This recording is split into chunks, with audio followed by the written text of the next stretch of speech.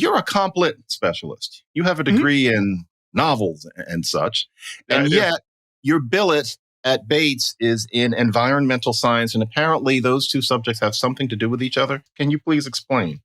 Yeah, so I'm in environmental studies. We have an interdisciplinary program. So we have a couple of social scientists, now two scientists, and I'm one of two humanities people. So most of my work is on the history of the idea of human extinction and how our fears about the end of the world have changed over time. Historically, before we dropped the bomb, a lot of the early speculation about the end of the world and human extinction happened in literature. So I kind of work between literature and the history of science, thinking about how interactions between the two have sort of shaped our fears about the end of the world, from nuclear war to pandemics to climate change. So that's kind of where I fit in the environmental landscape. So you were one of the only people on the market who kind of switch hit between those two subjects, I'm imagining. Like how you're surrounded by these people who are studying Joyce and Jean Rhys, etc. How did you come up with this particular, very interesting, although I'm sure you understand, eccentric way of looking at the subject? I had read a book about the sort of philosophical problems around human extinction. And I became interested in that. And I started digging for a history of human extinction, like the idea of it. And I couldn't find one. And in fact, there was only a very slim volume that discussed even the history of species extinction as a concept. And so, it seemed to me that there was this big and actually really quite interesting gap.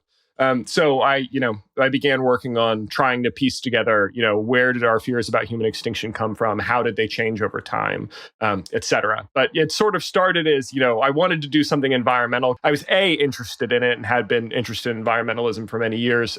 But B, it seemed like that was a field in which people could actually get jobs. And then I kind of stumbled into this problem, which was actually really fascinating. From what I know, which is on this subject, as in many, pretty shallow, there is an explosion of thoughts about what the quote unquote future is going to be like, as in that starts late 1800s.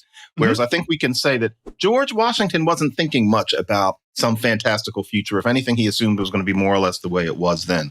Yeah. What created that sense of the future as something to speculate about human extinction, as something to think about at all, except on a religious level? There was a guy named George Cuvier who was a paleontologist and comparative anatomist. So someone who looks at the difference between different kinds of animal skeletons. He's the one who's trying to tie it all to floods and stuff. Yes, right? He was the catastrophist. Exactly. Yeah. Right. A lot of people don't realize this, but the idea of extinction or species loss is really new. Not just human extinction, but extinction in general. There are a lot of reasons for that. One, even though we had discovered fossils hundreds and hundreds of years ago, we didn't have a theory of geological change. And for example, a lot of fossils were found on mountaintops and at high elevation, and they were of fish, right? So if you don't have a sense that there's geological change and the earth moves, there's no way to explain what do you make of that?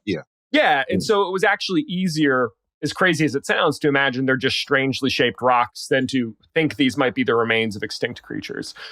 For various reasons, that begins to change in the late 18th century.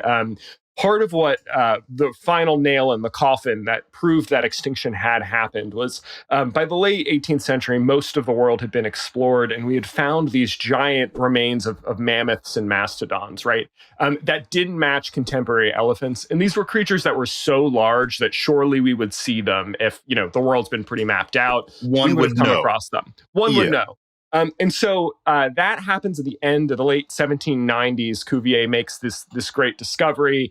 In almost, not quite overnight, but almost overnight, a lot of literary figures in particular begin to think, okay, well, if this giant creature can be snuffed out, then, a fragile creature like man can easily shuffle off this mortal coil. And so that's kicked off, a century plus of speculation about the end of the world.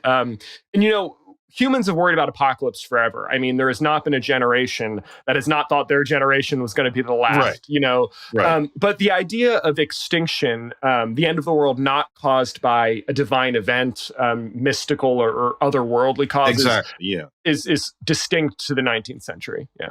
Right. Who's the first person who writes a novel about it? I'm thinking it's Wells, but... Yeah, You know, Mary Shelley, actually. She wrote a novel, lesser known than Frankenstein, published in 1826 called The Last Man, which actually was got a kind of renaissance during the pandemic because it imagines a global plague that wipes out the human species. A distinction I make in my work is there's a shift in the 19th century, at least in the Anglo-American context. Originally, extinction was thought as this thing about which we could do nothing. So incurable plagues, like in Shelley's novel, or comet strikes, global, huge planetary scale catastrophes. And it's not until the late 19th century with people like Wells who begin to think of extinction as a problem that we could potentially solve and strategize against, right? Whether it's through traveling to other planets or longevity therapies or all these sort of techno-scientific ways of preventing extinction. But the idea that not only extinction is possible, but can be prevented, that emerges kind of in the after Darwin for various reasons in the late 19th century.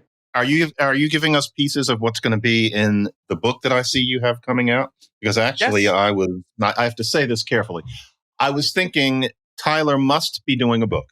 I just assume, based on what I know of you, a book must be coming. And I hate to say this, but based on what my eye naturally goes to first, I thought, what thing is he going to have to say about race that is interesting? And I'm sure it'll be interesting, but I thought it's kind of hard not to say things that haven't already been said. And I thought I wouldn't want that challenge. Then it turns out that the book is about extinction. And so actually, John, there are two. There is a race book. Oh, there is. My academic book's coming out through Princeton, although it'll be pretty public facing. It's The Paranoid Animal. Human Extinction Before the Bomb.